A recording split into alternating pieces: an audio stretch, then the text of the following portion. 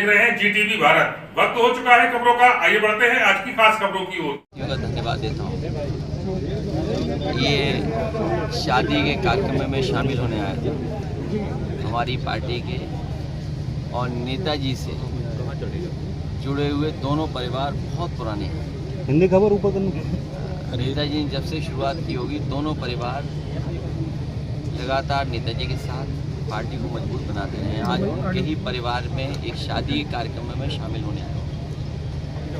जहाँ तक मैनपुरी और आसपास का क्षेत्र है और जहाँ जहाँ मैं होकर के आ रहा हूँ, इस बार भारतीय जनता पार्टी का 2027 के चुनाव में पता नहीं लगेगा।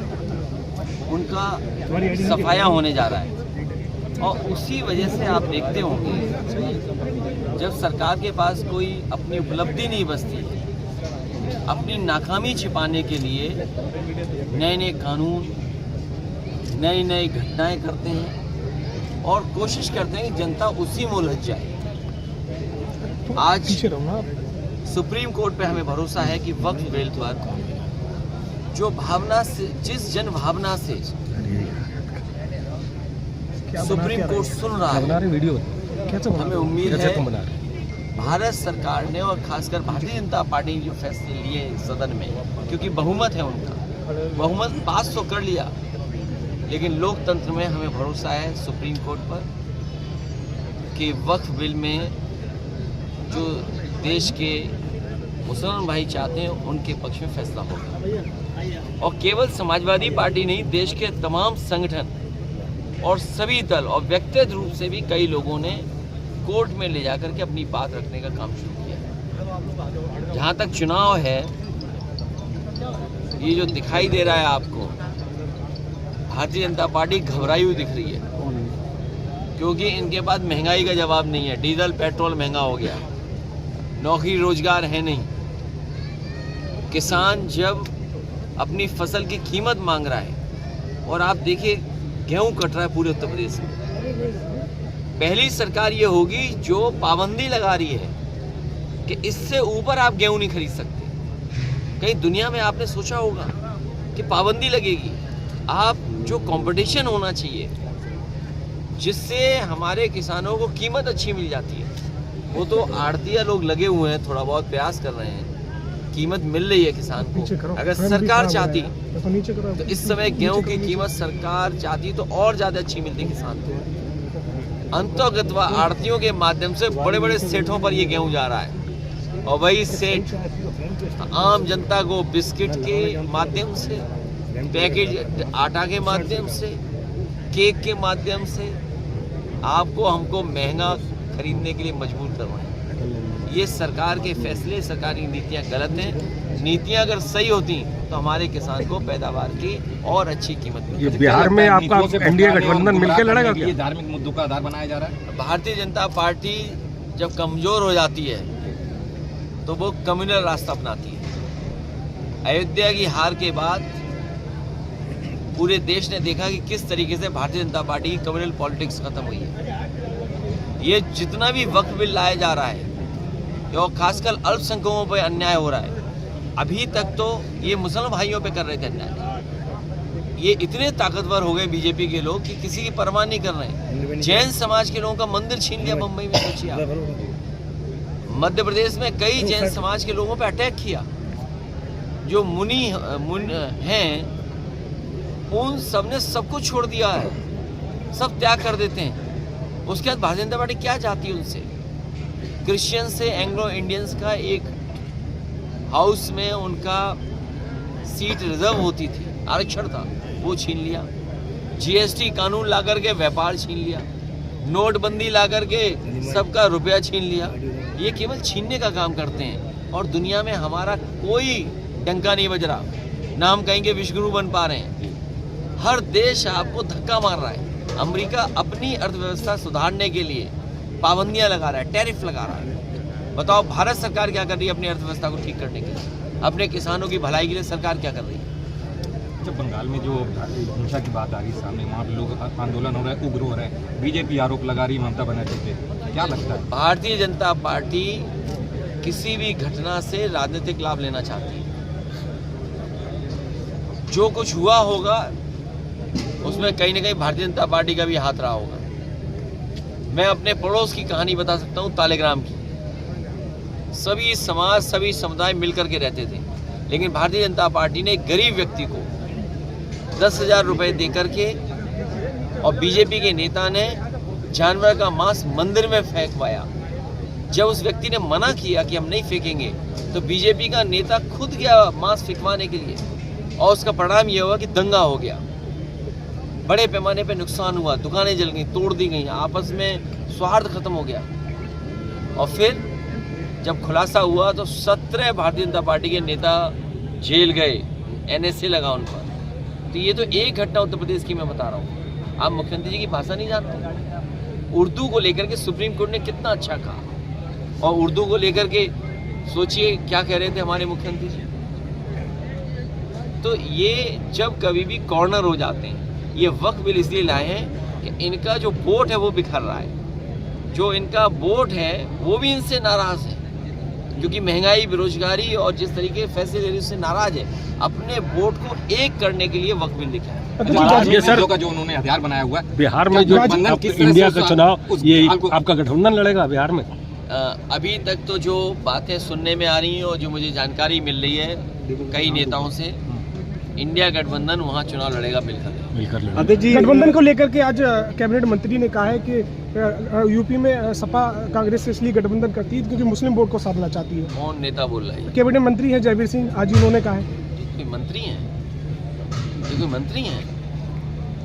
ये बताइए आप, एक मुगल म्यूजियम बना था आगरा में, मुगल म्यूजियम, इस सरकार ने उसका नाम कर दिया छत्रपति शिवाजी महाराज जी के नाम से। जब हम लोगों ने कहा कि दुनिया का सबसे बड़े आर्किटेक्ट से हम लोग बना रहे थे, मुख्यमंत्री जी ने धमकाया, तो वहाँ चक्कर काटने गए थे, मुगल म्यूजियम देखने गए थे। इनके हाथ में कुछ नहीं है। ये बड़ी यात्रा पे जाने वाले हैं 27 के बाद। अच्छा अध्यक्ष जी, गाजियाबाद में भी टूरिज्म मंत्री जो हैं, आप बताएं मैनपुरी में कोई बड़ा काम टूरिज्म का हो गया हो? टूरिस्ट बढ़ गए? टूरिस्ट बढ़ गए हो तो बताओ। और सच्चाई तो ये है, इन प्रतिमाओं की जब कभी भी जांच होगी तो ये बच नहीं पाएंगे। अच्छा, एक गाजियाबाद में औरंगजेब की मूर्ति समझ के बहादुर शाह जफर की उन्होंने काली पोती और अभी तक कोई कार्रवाई नहीं हुई। आप ये सोचिए कितनी नफरत भर दी है बीजेपी ने इन लोगों के अंदर। नफरत में आंखें बंद हो गई, जलन में आंखें बंद हो गई। कहते हैं ना कि बहुत ज्यादा नफरत थी इसलिए आंख में दिखाई नहीं दे रहा उन्हें। सोचिए बहादुर शाह जफर, जिसने आजादी की लड़ाई लड़ी, जिसने क्या नहीं खोया, सब कुछ खो दिया। और इतने अंधे हैं ये भारतीय जनता पार्टी के लोग, तभी इन्हें अंधभक्त कहा जाता है। ये कहो अपना भी मुंह पोत लेंगे। महाराष्ट्र में मैं आपको सच बता रहा हूँ, इतने अंधे हो चुके हैं ये लोग। एक दिन आएगा खुद अपना मुंह पोत लेंगे लोग। महाराष्ट्र सुप्रीम कोर्ट को लेवल हिंदू मुसलमान दिखाई दे रहा है महाराष्ट्र में। अगर कोई आप तो चलो कोई बात नहीं, लेकिन इन्हें कोई मिल गया, कहो किस दिन बाबा का मुंह रंगे किसी का। अध्यक्ष जी, सुप्रीम कोर्ट को लेकर उपराष्ट्रपति ने टिप्पणी की है, कैसे देखें? उपराष्ट्रपति जी के बारे में कुछ मत करो। महाराष्ट्र में जैन समाज के धार्मिक स्थलों पे बुलडोजर चला है, जबकि है?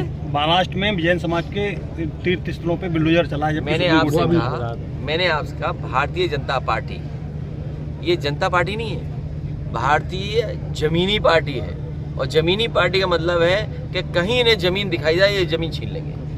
आज प्रदेश में, देश में सबसे बड़ी भूमाफिया पार्टी है। मंदिर क्यों तोड़ा गया जैनियों का? पूरे देश के जैन एकजुट हो गए और जैन समाज के मंदिर इसलिए तोड़ा गया क्योंकि किसी उद्योगपति को वो जमीन देना चाहते थे। इसी तरह साधु संत जितने हैं हमारे, कई लोग हैं, मुनि लोग हैं, जो सब त्याग कर देते हैं, उनका कब्जा कर रहा है। मैं आपको बताना चाहता हूँ क्रिश्चियन लोगों का, आप पता करिएगा कानपुर में क्रिश्चियन लोगों की इंस्टीट्यूशंस चलने वाली, वो भारतीय जनता पार्टी के लोगों ने कब्जा कर लिया। आज यहाँ भी कब्जा की होगी जमीन मैनपुरी में बीजेपी के नेताओं ने। अध्यक्ष जी, युवाओं के पास नौकरी नहीं है और अमित शाह जी युवाओं को अब फिटनेस का ज्ञान दे रहे हैं। उन्होंने बताया 2 घंटा इस सरकार की, दोनों सरकार की 2 उपलब्धियां हैं, पकौड़ा और भगौड़ा। इन्होंने कहा पकौड़ा बनाओ नौजवान जिन्हें नौकरी चाहिए हो, और भगोड़ा आप जानते हो सब भारत देश का पैसा लेके भाग गए। तो अभी तक जो उपलब्धियां हमें समझ में आ रही हैं पकौड़ा और भगोड़ा वाली आ रही हैं। इनकी दो ही उपलब्धियां हैं। 2027 में पीडीए की क्या रणनीति रहेगी चुनाव में? पीडीए में आप लोग भी हैं, जो पीड़ित है, जो दुखी है, उसके साथ समाजवादी पार्टी, और आप लोगों से ज्यादा दुखी कोई नहीं है, इसलिए हम आपके साथ हैं, आप भी हमारे साथ। ठीक है, धन्यवाद। सोशल मीडिया पे इस समय वायरल हो रहा है, आपने एक चैनल में इंटरव्यू किया है, उसको लेकर काफी ट्रोल चल रहा है। क्या कहा मैंने इंटरव्यू में? आपने कुछ जो कार्यकर्ता थे उनको लेकर इनको निकालिए। आपने आरोप लगा तो बीजेपी देखिए, का समाजवादी कार्यक्रम में आना नहीं चाहिए।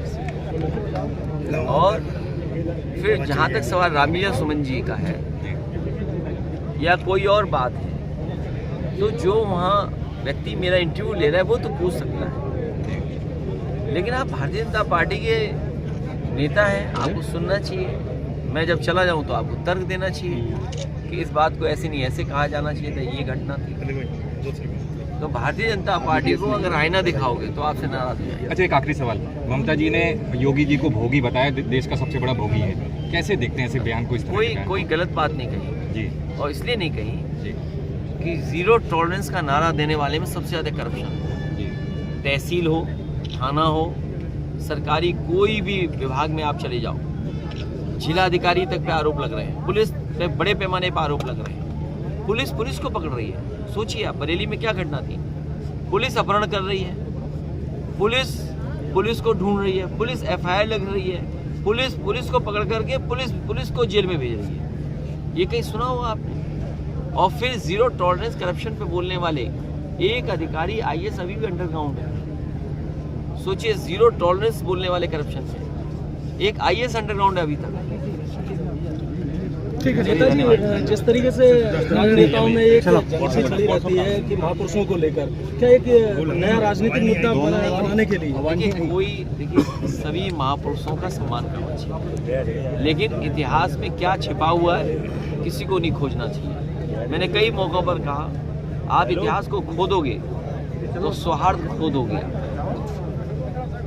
आप इतिहास मत खोदोगे तो स्वार्थ खो दोगे। आप किसका इतिहास कैसे निकले, और आज के ज़माने में कोई बात छिपाई नहीं जा सकती है। इतने एआई टूल्स हैं, सब ने इतिहास पढ़ लिया और सब आजकल मोबाइल पर हैं, इंटरनेट पर हैं, सब जानकारी उनको हासिल हो रही है। इसलिए जो इतिहास हमें प्रोग्रेसिव ना दिखता हो, जिसकी वजह से हम तरक्की ना कर सकें या हम आगे ना, उन इतिहासों को पन्ने नहीं पलटने चाहिए। ठीक है, थैंक यू भैया। धन्यवाद। आगे